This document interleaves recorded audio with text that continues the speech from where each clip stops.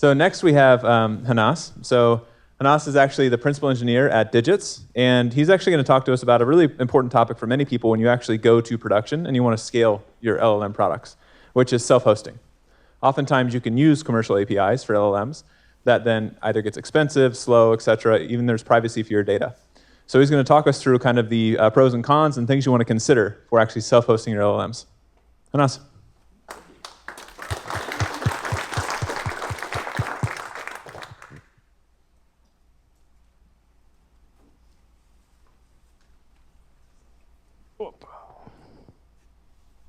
Here we go.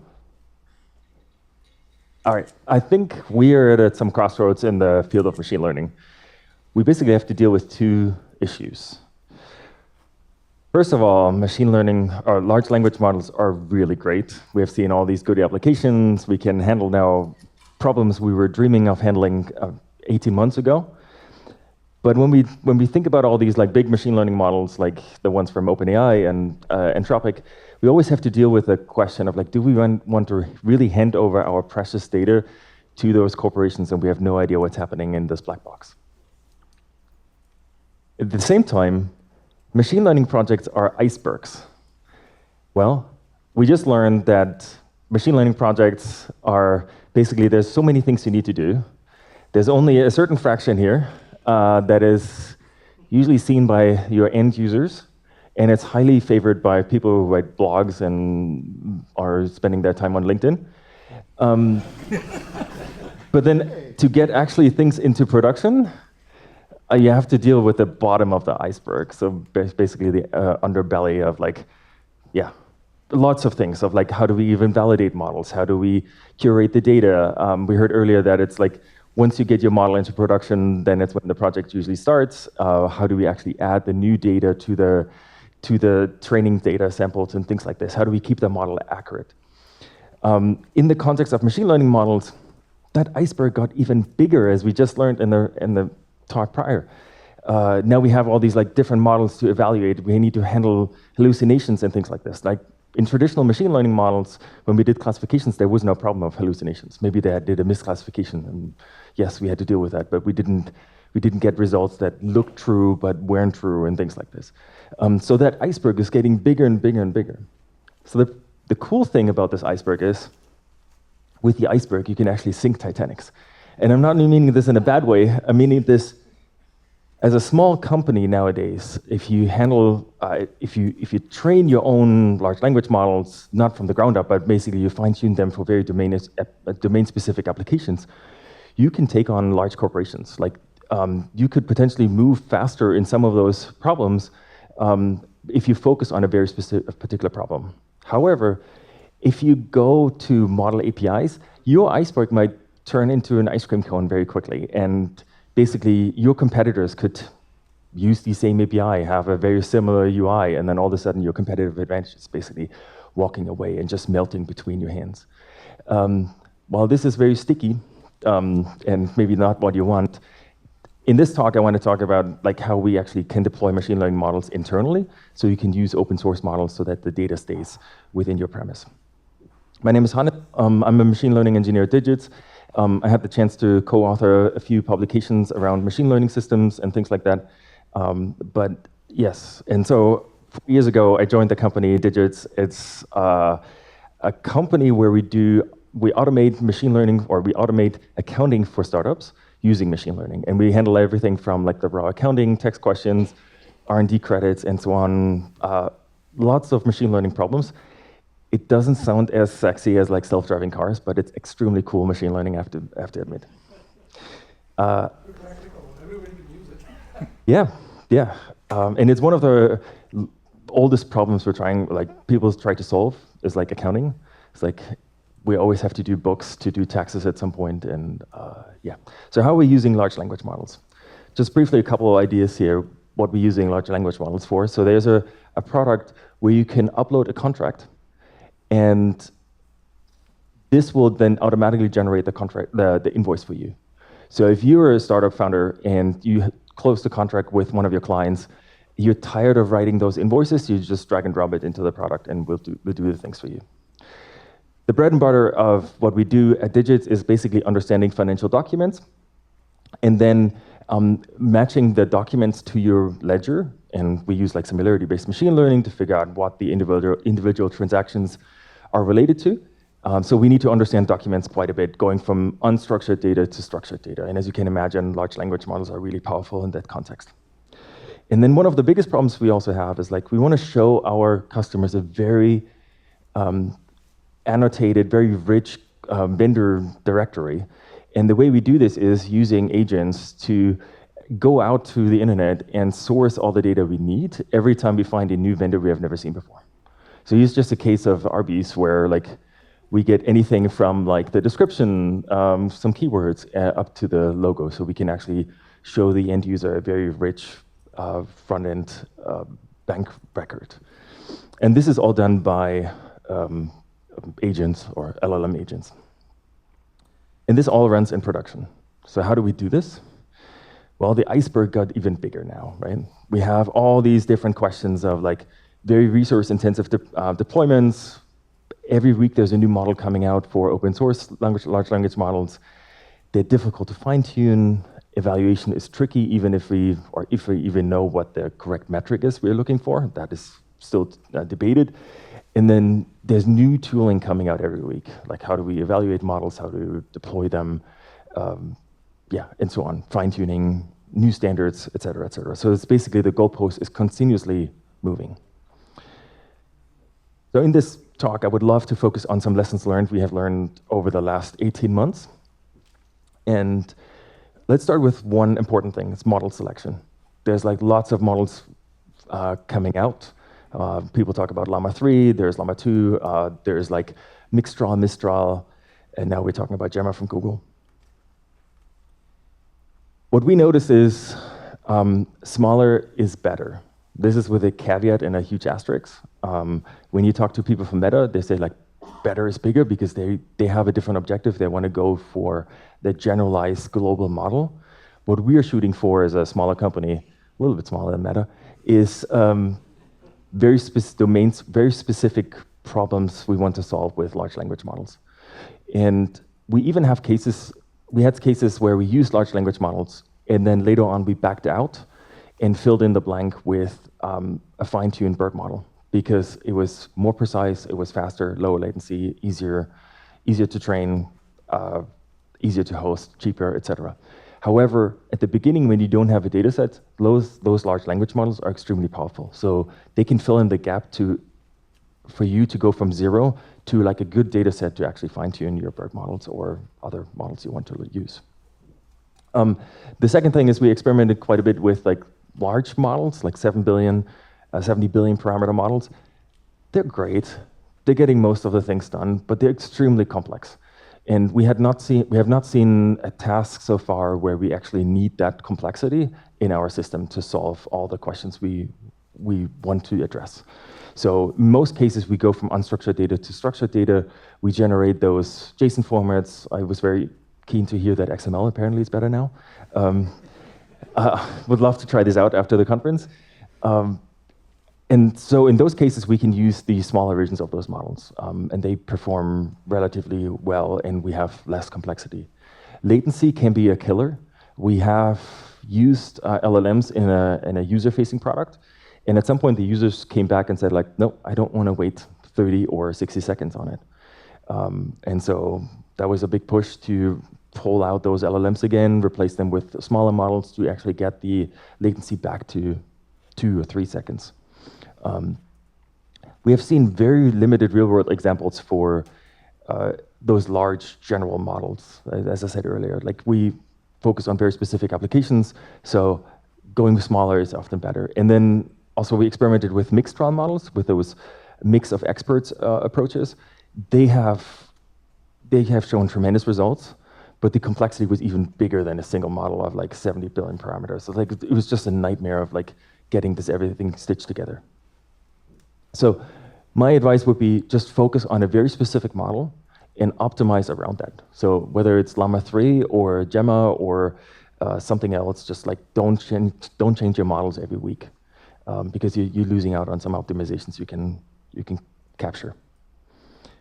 When it comes to tooling, oh boy, that is we have seen a lot of problems with that.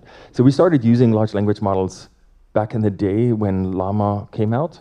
We didn't use it in production because obviously the license didn't allow that, but we wanted to understand what is the complexity to deploy those machine learning models in our ecosystem. And what we quickly found out that the large hyperscalers, like the AWSs of the world, the Google Clouds, et cetera, their platforms to deploy models, they were not built for large language models. So the funniest setups was initially they only allowed us to get machines up to 100 gigabytes. So as soon as your model gets too big, you ran out of disk space, you cannot configure the disk space in those products. So okay, they fixed this. Then Llama 2 or Llama 3 came out and they expanded the context window. Now we can nicely process large documents and like a large corpus all of a sudden. But apparently Google has this very nice requirement that they cancel every RPC request over 60 seconds regardless across the entire company. Well, sometimes if you process gigantic corpuses, it might take more than 60 seconds, right? And so it took them months and months and months to allow their Vertex product to even allow single requests for more than 60 seconds because, yeah, we could slice down the books, but like it doesn't really help. That's not really in the sense of the embedder. So those products were not built. So you're running into lots of issues, and folks actually backing out of those products these days and hosting their models again on Kubernetes. So far, it still works for us really well on Vertex, but you might run into some unforeseen things all of a sudden right before product launch, and then you have to sit there and work with our customer service. The deployment is nowadays more expensive than the training. Back in the day, when we had our large training sets, we trained our computer vision models. We had a nice cluster of V100s or something. We spent a couple $100 on training a new model version, and then we hosted that on a CPU. That was not a problem. Worked really well with BERT models or smaller computer vision models. Nowadays, those large language models, they have to run on A100 machines, or even bigger if you need to. You have to stitch them together in a cluster. Once you scale those setups, they multiply in a matter of thousands of dollars, not just $50 a month or $100 a month. That's easily $5K per node. And then you get into problems with CUDA. All of a sudden you want to use the latest open source model, and then all of a sudden you have to deal with a CUDA upgrade, and a bunch of nights are ruined. Our advice would be choose your hosting framework wisely. Earlier in the great talk about PyTorch versus JAX, we have heard that NVIDIA has some hosting tools, and there's this framework called Triton. They're really good frameworks to host machine learning models or LLMs. We have chosen a company called TitanML. That's a startup out of the UK. They provide an amazing service. It's really hard to get somebody on the phone from NVIDIA. It's really easy with that amazing startup. And their services or the product is very comparable. It's very easy to deploy machine learning models that way. And then obviously there's open source tools like VLLM and others. And then there's another interesting thing, what I call the communism of machine learning. Last year we had this problem that the supply and demand of the hardware was completely out of balance. There was a high demand, there was no supply, and money could not solve that problem. And I think that's basically what communism was 30 years ago. So when you try to deploy your own large language models, you might run into those issues, right? If you just hook into this OpenAI API, somebody else has to deal with that.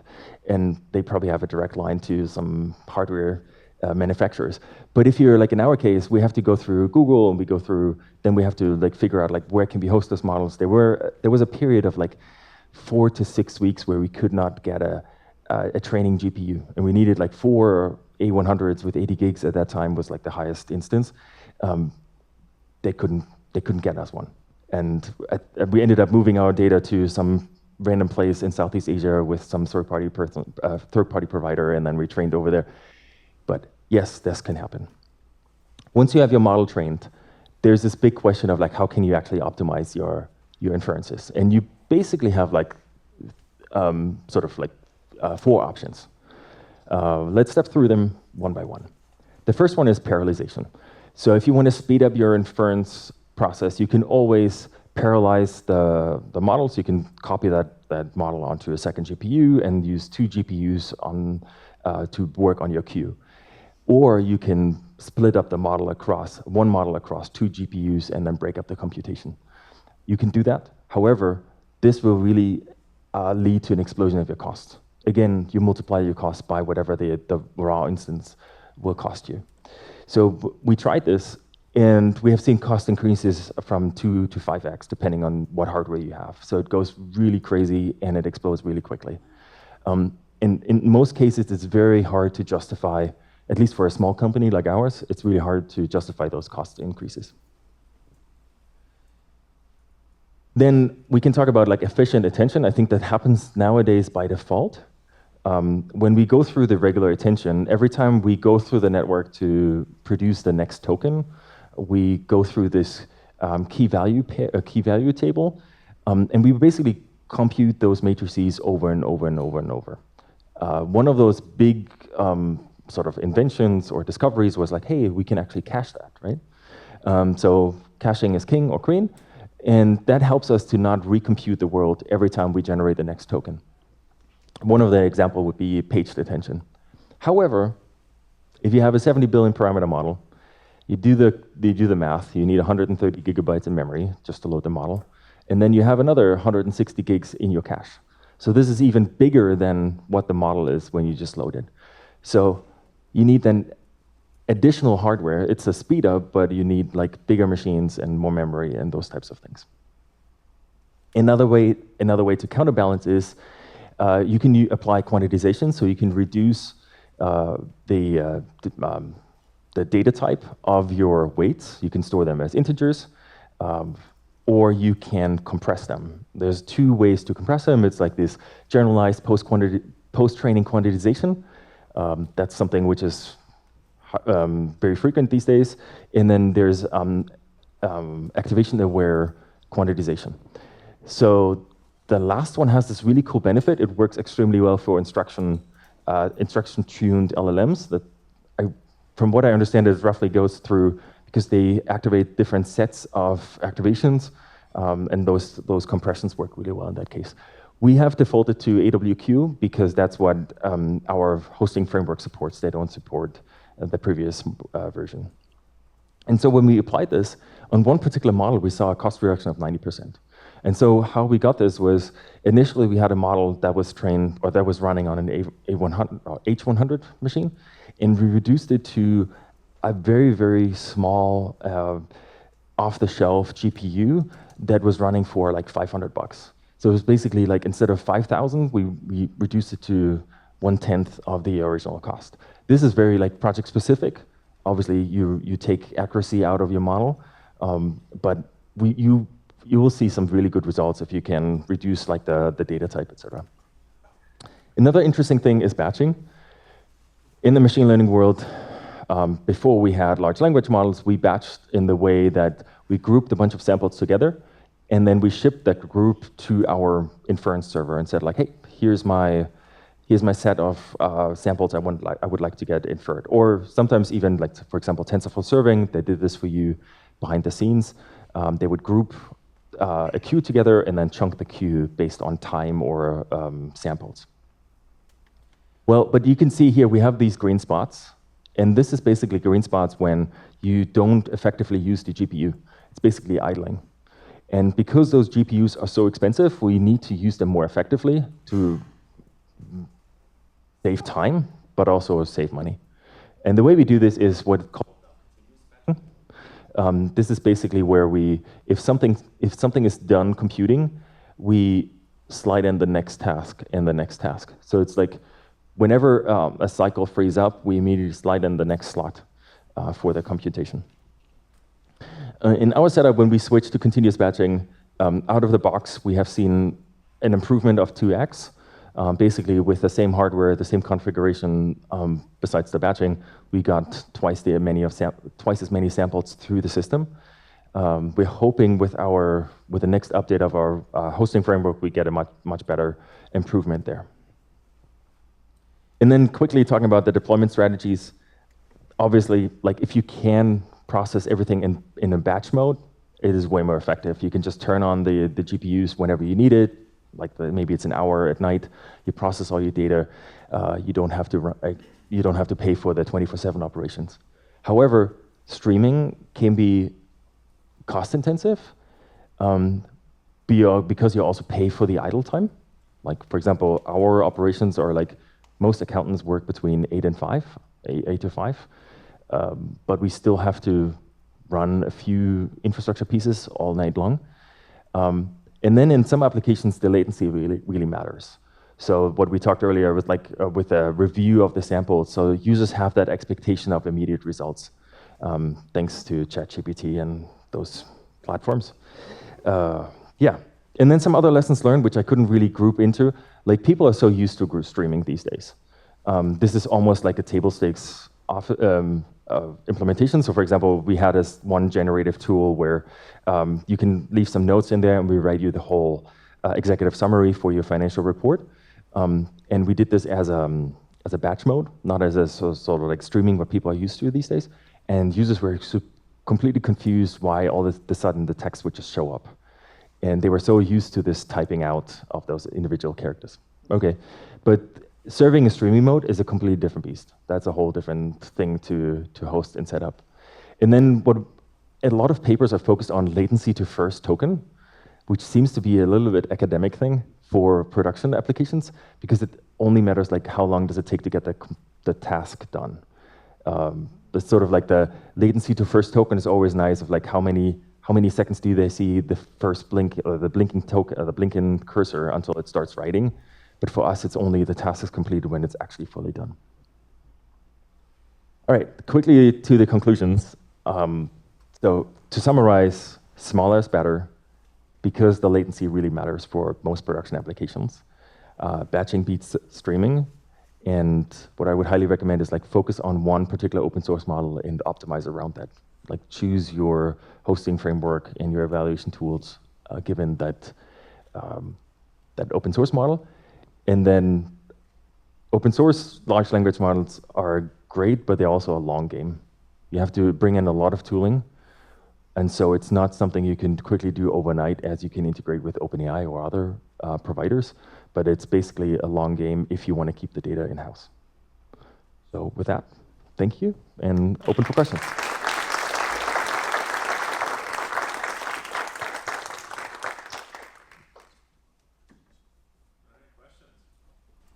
Yeah, thank you. This was a great talk. How have you found like changes to offline to kind of online deployment, like that iteration loop change as you like use LLMs? Because that's like that was a hot area for, I would say, like traditional ML for a long time. Like, where do you train in offline? How do you keep the features consistent offline as you go to online? Like, how does that deployment pattern work now? Have things changed with how you all think about that? So you mean like pushing it into a feature store and then consuming from there? Or just like, like a paramount concern is you have someone working in a notebook maybe, grabbing some features, training it, maybe then going to a production engineer or an ML ops person being like, I want to put this in production. And then you have to be like, all right, are the features we're sending through the API the same? Is there drift? Is that, can that model work in production at all? Like, those sorts of concerns. Has there been any changes? Yeah, I don't know if that answers your question, but like you cannot, in our setup, you cannot train in a notebook and push something to production. That is a clear no-no. It has to go through a whole workflow process, and that hasn't changed between traditional ML and large language models. Having said this, we don't train those large language models from scratch, right? Like, and in some cases, we might even deploy like a generic large language model for particular cases, and then not even fine tune it at the beginning, and then later on fine tune it. Cool. Yeah, thank you.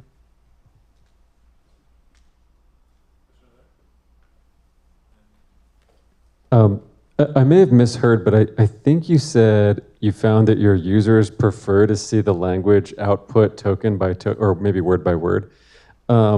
That was just a really interesting little detail. I'm curious if you have any, what's your thoughts on the explanation there. Do you think this is outside of accountants? Like, do you think people just prefer this type of experience now? What's your reaction? Maybe people are tired of a spinner. They're tired of a spinner.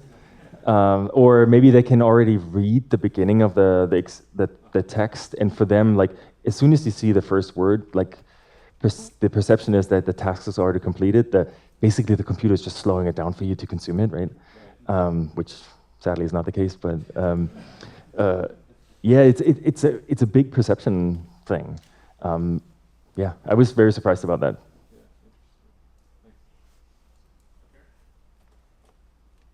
Thanks. I was just going to say, just on that note, I think it's more conversational. That's the way human beings talk, right? I mean, it rather than it coming back in one blurb. So I think that could be one thought. Just wondering on that note, though, do you offer any conversational tools? Is anywhere in your system, either customers? I'm just wondering things like, how much money did I spend last month on shipping? That kind of thing. Is there any part of your system that does that sort of work? We provide this. That's correct. However, for those types of models, they don't go through open source LLMs at the moment, because we spun this off as a sort of a proof of concept, and it went to like a model API. We have seen very limited full conversations on that. A lot of people experiment with that. Sorry to say that, it might be a marketing tool. A lot of people sort of expect this, but they don't end up using it. Because at some point, like, they get the answers and maybe they test it out with something they know. We also saw, in terms of the questions they raise, there wasn't a lot of creativity of like what to ask. There's a little bit of a UX UI barrier of like, oh, now I have this tool, what can I do with that, right? Yeah, from a prompt, I think people are still learning how to prompt, and they're just learning how to interact with tools. So I think that's a part of it. Yep. And people have been burned with chatbots long time ago.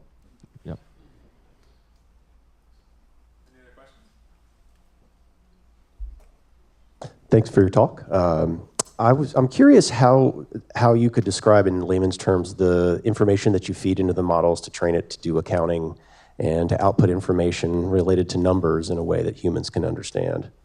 Okay, I think we need to distinguish on the individual tasks. So we use non-LLM models for the basic accounting. Let's say, like, basically the way we do this is like we find similarities between banking transactions and group them together.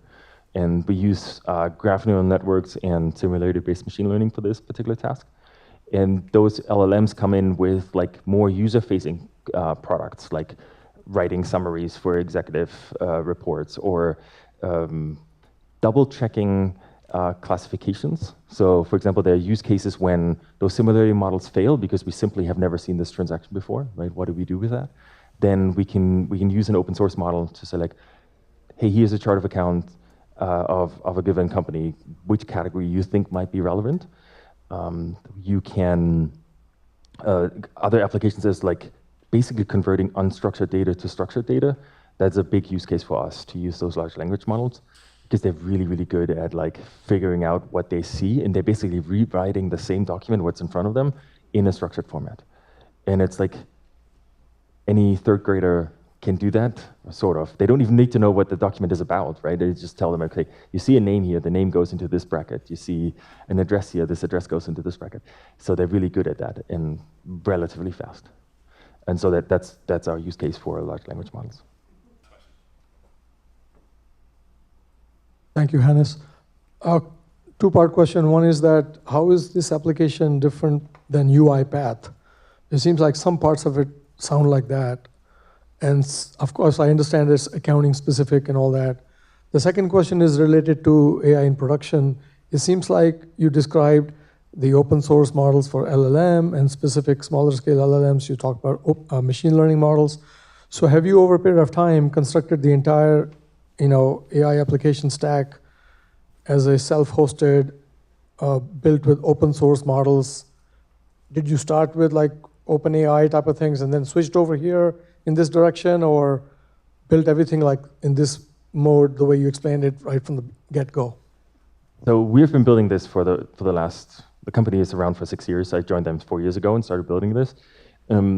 obviously, there was a time before we had large language models, and everything was open source focused, like open evaluation tools, pipeline tools, etc.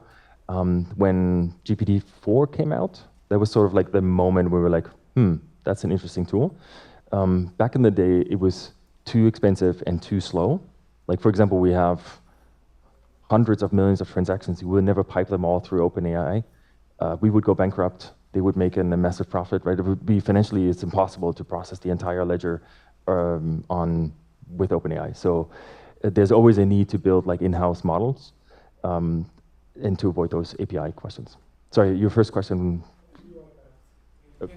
Yeah, I'm not familiar with UiPath, but this is sort of like the LLMs take over those table stakes these days, right? You upload an invoice, you extract information from an invoice, you upload a contract, you generate something else from it. They're always working behind the scenes to sort of like take the tedium out of the accounting work. I think UiPath's more RPA. It's more RPA, like RPA is more. yeah, different customer maybe, but yeah. I see some aspects of it. For example, robotic process automation, because in accounting as well, you have to do that maybe at a smaller scale, perhaps. But Probably. Sounds like there's a lot of overlap. Yeah. Cool. Beautiful. Awesome. Thank you. Thank you.